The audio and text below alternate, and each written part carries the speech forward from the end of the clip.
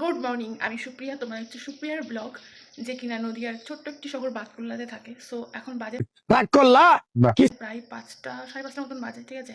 চারিদিকে সব শুনশান, মানে এখনও সবাই ঘুম থেকে উঠতে পারিনি। সো আমি আজকে একটু তাড়াতাড়ি ঘুম থেকে উঠে পড়েছি, মোটামুটি 5টা নাগাদ উঠে পড়েছি।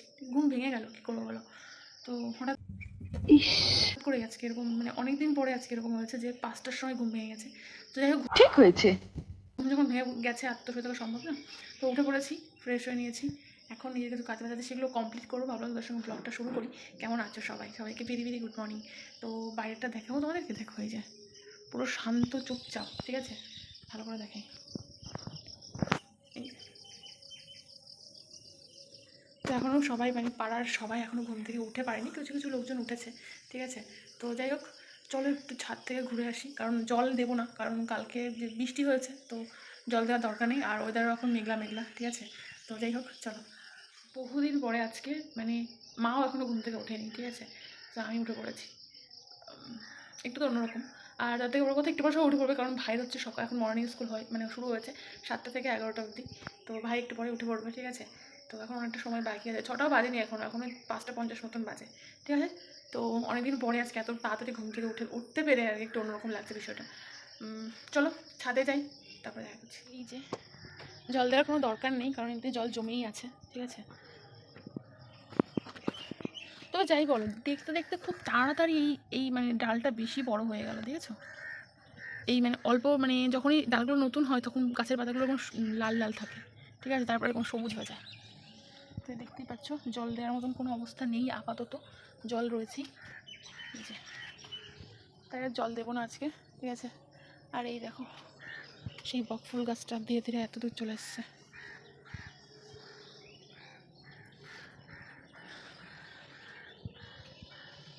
মেঘলা ওয়েদার।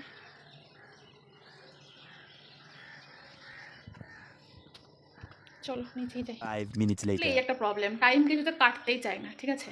তো এখন রাইট নাও বাজে 8টা।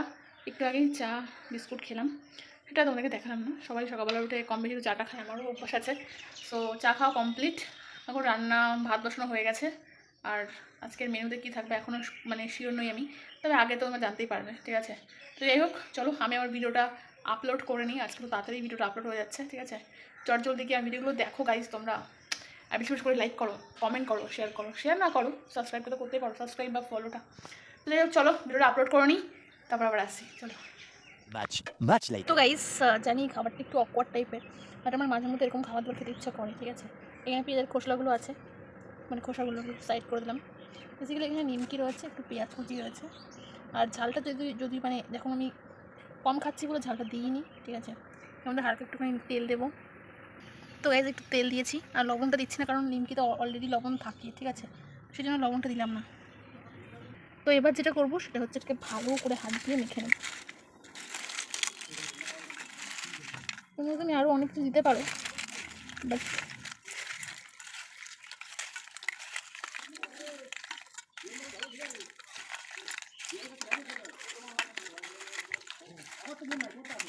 এটাকে ভালো করে মিক্স করে নিলে পরে ব্যাস, এটা বেশ খেতে সুন্দর লাগে অনেকে। তবে আমি লঙ্কাটা অ্যাড করিনি, কারণ লঙ্কাটা এখন কিছুদিন ধরে অ্যাভয়েড করে চলছি আর কি। এই যে দেখতে পাচ্ছ ভেন্ডি, যেটাকে আমি কেটেছি, ঠিক আছে। তো এটা এখন রান্না করা হবে। এটা কি সর্ষে বাটা না ভাজা? সর্ষে বাটা, ভেন্ডি সর্ষে বাটা। এখানে আলু কেটে রাখা আছে, তার কারণ হচ্ছে এই যে এগ কারি হবে আজকে, ঠিক আছে গাইস।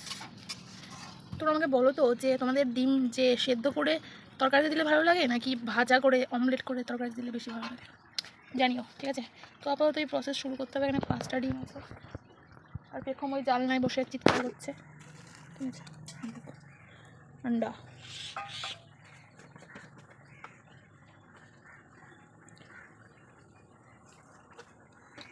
আমি আমার এর আগের একটা ভিডিওতে বলেছিলাম যে আমি এখনও অবধি ফেসবুক থেকে কোনো পেমেন্ট পাইনি।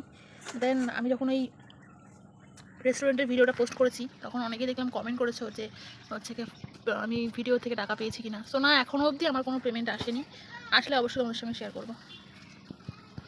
আর ওই যে একজন আসছে, কোথায় গেছিলি, কী করতে? তো চলো এগুলোকে রেডি করে নিই, তারপরে আবার আসছি, আমাদের সাথে দেখা করছি। তো গাইস ফাইনালি চলে আসলাম রান্নাঘরে। দেখতেই পাচ্ছ মোটামুটি দিকে ডিম ভাজার প্রসেস কিন্তু শুরু হয়ে গেছে অলরেডি। মা কিন্তু ডিম ভাজা শুরু করে দিয়েছে। সো প্রথমে একটা ডিম ভাজা হয়ে গেছে, দ্বিতীয় ডিমটা এখন ভাজা চলছে। বহুদিন বাদে কিন্তু আজকে ডিমের অমলেট করে তরকারি করা হচ্ছে আর কি, ঠিক আছে। তো যাই বলো, মানে সেদ্ধ ডিম ডিমের তরকারি খাওয়ার একটা আলাদা টেস্ট আছে, আর এই ভাজা ডিম করে মানে অমলেট করে তরকারি খাওয়ার মানে একটা আলাদা একটা টেস্ট আছে, ঠিক আছে। তো তোমরা আমাকে কমেন্ট করে অবশ্যই জানো তোমাদের কোনটা বেশি ভালো লাগে, সেদ্ধ করে ডিম নাকি অমলেট করে ডিমের তরকারি, ঠিক আছে। তো যাই হোক, দেখেই তো জিভে জল চলে আসছে ডিম ভাজা দেখেই। আর আমি এখানে ভিডিও করছি, সেন্টও আমি পাচ্ছি গাইস, তাহলে বুঝতে পারছো আমার অবস্থাটা কী। তো এটা 3 নম্বর ডিম ভাঙা হচ্ছে, দেখতে পাচ্ছ মা কিন্তু 3 নম্বর ডিম ভাঙছে। আর এই যে পেঁয়াজ দিয়েছে, লবণ, একটু সামান্য একটুখানি হলুদ, ব্যাস এটাই, আর কিছু না। তো ফাইনালি আমাদের কিন্তু 5টা ডিম আছে, 5টা ডিম পুরো প্রপারলি ভাজা হবে। এখানে দেখতে পাচ্ছ আর একটা ডিম রেডি করে রাখা রয়েছে। তো দেখো কি দারুণ লাগছে দেখতে, দেখেই জিভে জল চলে আসছে আমার, ঠিক আছে। তো যাই হোক, এই হচ্ছে ব্যাপার। আবার একটুখানি তেল দিয়ে নেওয়া হচ্ছে কড়াইতে, ভালো করে গরম করে এবার কিন্তু আবার 3 নম্বর ডিমটা কিন্তু দিয়ে দেওয়া হবে আর কি কড়াইতে। তো যাই হোক, অনেক দিন পরে অমলেট করে ডিমের তরকারি মানে আর কি হবে। তো শুনেই ব্যাপারটা ভেবেই ভালো লাগছে, আর কিছু না। দেখো ডিম ভাজার যে একটা সেন্ট আছে, আমার তো ভীষণ ভালো লাগে। কিন্তু দুর্ভাগ্য কী বলো তো, যে আমার হচ্ছে ডিমে অ্যালার্জি আছে, ঠিক আছে। এটাই প্রবলেম, আর কিছুই না। আমার মানে সবথেকে পছন্দের জিনিসগুলোই আমি খেতে পারি না, আমার এত অসুবিধা হয়। তো যাই হোক, বেগুন যেরকম আমার একটা পছন্দের খাবার, বেগুন, ডিম, তো এই টাইপের জিনিস, চিংড়ি মাছ, এরকম এই জিনিসগুলো আমার ভীষণ পছন্দের, কিন্তু আমি দুর্ভাগ্যবশত এই জিনিসগুলোই খেতে পারি না, ঠিক আছে। তো দেখো গল্প করতে করতে কিন্তু 5টা ডিম ভাজা হয়ে গেছে। আমি ভাজিনি, মা ভেজেছে। তো আমি গেছিলাম একটু বাইরে, এসে দেখছি মশলাও দেওয়া হয়ে গেছে আলু ফ্রাই করে। তো যাই হোক, সব কিছু তো তোমরা জানোই, আমি একটা রিলস তোমাদেরকে বললাম না। তো আলুটা ভেজে ওর মধ্যে মশলাটা দিয়ে ব্যাস এটাকে একটু কষাতে হবে, কষিয়ে তারপরে কিন্তু জল দিয়ে দিতে হবে হালকা হালকা করে। তবে এক্ষেত্রে কিন্তু গরম জল দিলে সবথেকে বেশি ভালো হয়। আমাদের কাছে গরম জল ছিল না, গরম জলটা করিনি, আমরা ঠান্ডা জলে দিচ্ছি। তো ঠান্ডা জল দিলে কোনো প্রবলেম নেই, অ্যাকচুয়াল খাবারের একটু টেস্টটা একটু বেশি ভালো হয় গরম জলটা দিলে। আমি আমি আমি যে তো জ্ঞান দিচ্ছি আমিও জানতাম না, ঠিক আছে। সো আমি 2-3 বার রান্না করে করে করে তারপরে কিন্তু জিনিসটা শিখেছি যে গরম জল দিলে কিন্তু যে কোনো, শুধু ডিমের তরকারিতেই না, যে কোনো ইসে তুমি যদি গরম জল দাও তাহলে কিন্তু খাবারের টেস্টটা একটু অন্যরকম থাকে, ঠিক আছে। আর এই ঠান্ডা জল দিলে পরে একটুখানি তোমাকে বেশিক্ষণ আর কি ফোটাতে হবে, আর টেস্টও সেরকম আসে না। তো যাই হোক, ওভারঅল আমি এটাই বলতে চাইছি যে তোমরা একটু মানে গরম জল ব্যবহার করতে পারো, যেটা আমি করলাম না, মানে মা করলো না আর কি। আর মাই রান্না করছে, আমি না, আমি জাস্ট ক্যামেরাটা ধরে আছি, আর কিছুই না। তো এই যে ডিম ভাজা হয়ে গেছে, এবার এটা আস্তে আস্তে কিন্তু জলটা একটু ফুটে আসলে কিন্তু ডিমগুলোর মধ্যে ছেড়ে দেওয়া হবে। আর এইদিকে কিন্তু আমাদের শুধু এক প্রকারের না, এদিকে নিরামিষ তরকারি করা হয়েছে, আলু, কুমড়ো, তারপরে পুঁইয়ের পাতা দিয়ে, ঠিক আছে। আর এখানে ভেন্ডি দিয়ে সর্ষে বাটা করা হয়েছে। তো এই হচ্ছে আজকে আমাদের দুপুরের খাওয়া দাওয়া বলতে পারো। অ্যাকচুয়াল আমাদের রান্না সকাল সকালেই হয়ে যায়, একদম সকালে আমাদের আমার ক্যামেরা একদম ঘোলা হয়ে যাচ্ছে, ওর ভিতরে তোমার কাছে নিয়ে এই দেখো, দেখতে তো বেশ সুন্দর লাগছে, খেয়েও বলতে পারবো কেমন হয়েছে। তো গাইস ফাইনালি কিন্তু আমাদের ডিমের তরকারি রেডি হয়ে গেছে, দেখতে পাচ্ছ ওভারঅল এই রকম দেখতে হয়েছে, দেখে কিন্তু ভীষণ টেস্টি লাগছে। এবার খেয়ে দেখতে হবে যে কেমন হয়েছে। তো আমার তো জিভের জল চলে আসছে গাইস, তোমাদের কী অবস্থা আমি জানি না। আর এদিকে কড়াইতে আবারও তেল দেওয়া হয়েছে, কারণ একটু চাটনি করা হবে, যেহেতু আমড়া রয়েছে সেই জন্য।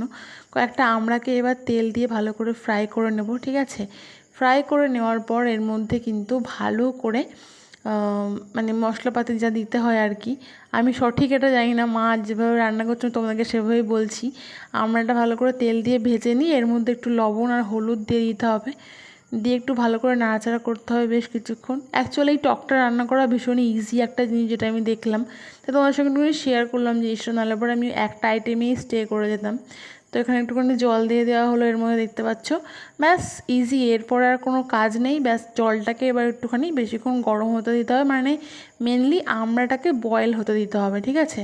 তারপরে আস্তে আস্তে একটুখানি চিনি অ্যাড করতে পারো তোমাদের স্বাদ মতন, ঠিক আছে। যদি বেশি টক না খাও তাহলে পরে কম চিনি দিতে পারো, যদি বেশি টক খাও তাহলে পরে আর কি কম চিনি দিতে পারো, আর যদি কম টক খাও তাহলে কিন্তু একটু চিনি অ্যাড করতে পারো, ঠিক আছে।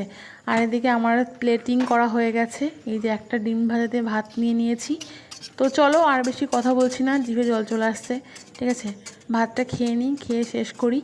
আর কেমন লাগলো তোমাদের আমার এই ডিমের রেসিপি তরকারিটা অবশ্যই আমাকে জানিও কমেন্ট করে। আর তোমাদের কার কার এরকম অমলেট করে ডিমের তরকারি খেতে ভালো লাগে অবশ্যই আমাকে জানিও, ঠিক আছে। আর ব্যাস এটাই বলার ছিল আর কি। আর এদিকে বাবা তো এক গাদা লেবু নিয়ে এসে, দেখতে পাচ্ছ লেবু আমরা সব কিছু রয়েছে এখানে। আর এদিকে আমার থালা কিন্তু পুরো পরিষ্কার হয়ে গেছে খেয়ে দিয়ে। তো চলো দেখা হবে নেক্সট অন্য কোনো ব্লগে, ততক্ষণ সবাই ভালো থেকো, সাবধানে থেকো, টাটা।